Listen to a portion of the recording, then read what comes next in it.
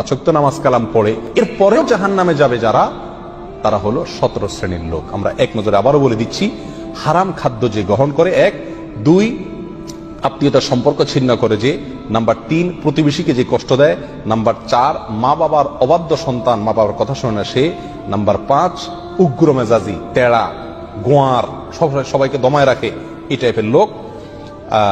Number 6 অধীনস্থদেরকে, প্রজাদেরকে, যে সমস্ত শাসকেরা, যে সমস্ত রাজারা, যে সমস্ত রাষ্ট্রপ্রধানেরা, সরকার প্রধানেরা বা যে যে লেভেলে আছে সে তার প্রজাদেরকে ধোঁকা দেয় যে তারা।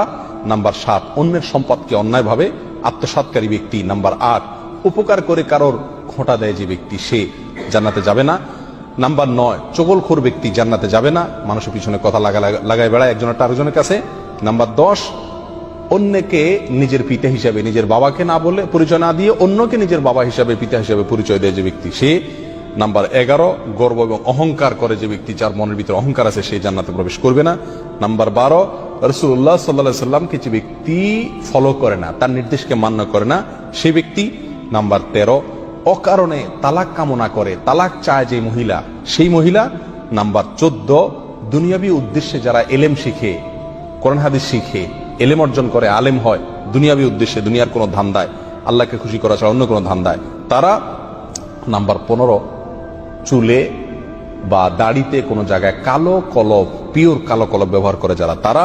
এবং নাম্বার 16 যে কোনো ভালো কাজ করে সেখানে মানুষকে দেখানো, এটা ফলাও করা, প্রচার করা, এই উদ্দেশ্য থাকে যাদের, তারা। নাম্বার 17 ওয়ারিশকে বঞ্চিত করে তার হক থেকে, এরকম অভিভাবক। এই শ্রেণীর লোকেরা মুসলমান হয়েও জান্নাতি হতে পারবে না।